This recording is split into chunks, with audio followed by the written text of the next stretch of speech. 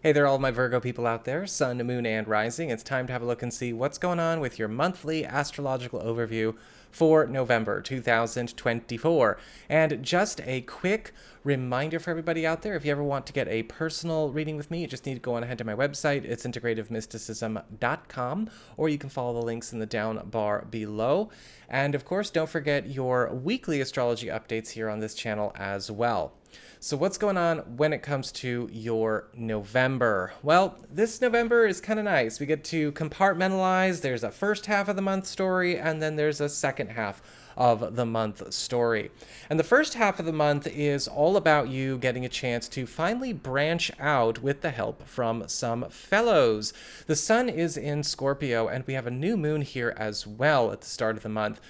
And this is going to be a time where a lot of you are noticing your network as well as your allies really showing up for you and possibly prompting some kind of important new beginning, important departure, or big break.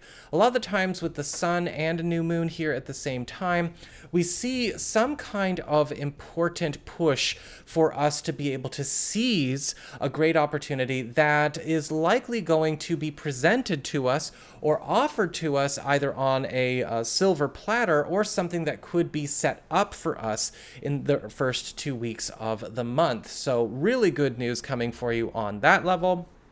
We've got Mars entering Leo, which is also going to be a really good transit for you because Mars is going to be going really hard on making sure that there are a lot of filters that are starting to close out a lot of old clinging business, old obstructive or oppressive influences that have been following you from the past, however they have shown up.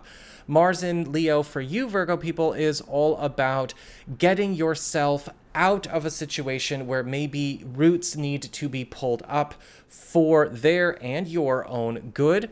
However, Mars can also indicate in the beginning of this month as well, there could be some overdue challenges, overdue tests, or overdue clashes that you will have to face, and I'm saying this as a Virgo myself, in order for that clearing to take place. However, this is also a really good month for a lot of you who have been looking to perhaps reconnect or even draw closer to yourself competitive opportunities that you once maybe missed or didn't get a chance to take on in the past. And they might show up in new forms or they could show up in familiar forms. We have Mercury and Venus together in Sagittarius as well the first half of the month. And for you, this is all about planting new roots as well as important upgrades to your household, as well as household income, your environment, and even close friend and family relationships. Venus is also really, really good for anybody looking to maybe plant new roots in love or perhaps even find relationship opportunities for those of you who are single or available that could be seen as a little closer to home or a little closer to the home you'd like to have. Mercury here is also speeding up the completion of a lot of stories and a lot of maybe journeys you've been on with a household or family matter, and it's just making for all in all a very sweet first half of the month. The second half of the month does take on a bit more of a serious tone, however, but it is still also really, really nice. We've got Venus entering Capricorn, where she's definitely a lot more at home in your sector of romance, creativity, and even your relationships with your kids.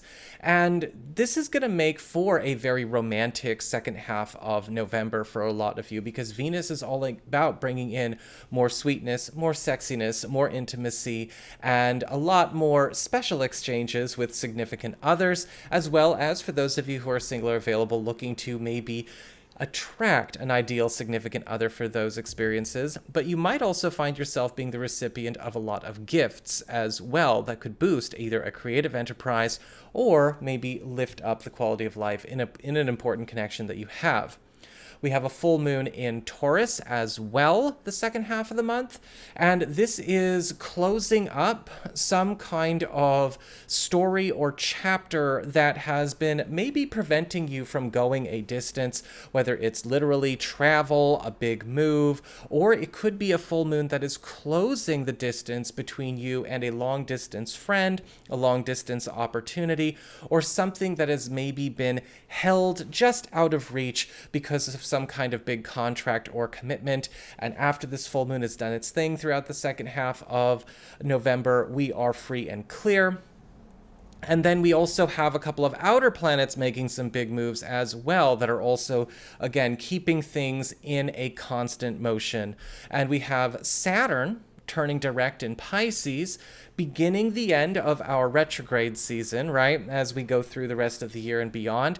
And Saturn is bringing order and discipline to what could be disordered or maybe troubling your closest personal connections, whether this is a romantic partner, a close friendship, or possibly something going on in a business alliance or a union.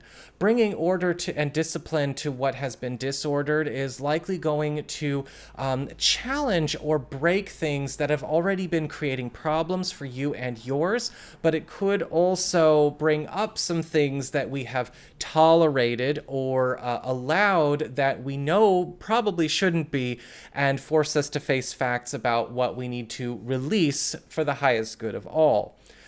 Pluto entering Aquarius is also going to be something that could be quite a game changer for a lot of you, as he finally commits to Aquarius, as it were, and starts to bring overdue transitions, release, and the destruction of binding influences to your reputation, to your work life, and to your reputation at large, even around your community. And when we have Pluto in the 6th, which is what it is for you, there tends to be a break in who we are working with, who we are spending our time with, as well as a departure from spaces, groups, communities, and work situations that are not growing, are not changing, and are actually holding us back.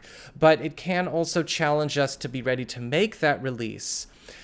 Finally, we also have the Sun and Mercury being retrograde in the second half of the month in Sagittarius, and there is likely going to be some kind of opportune upset that is happening as it relates to your home and family life. I say opportune upset because the Sun is still bringing in fun, lightness, levity, sweetness, and wholesome simplicity. But Mercury retrograde could be bringing something back as far as an opportunity for you or a family member or a home environment that could disrupt your present status quo, but should definitely still be considered an option. So that is what we've got for your astrology for November 2024. I hope you found this helpful, Virgo. If you did, don't forget my name is Nico, son of Celine. And should you ever want to get a session with me, you can go on ahead to my website. It's integrativemysticism.com.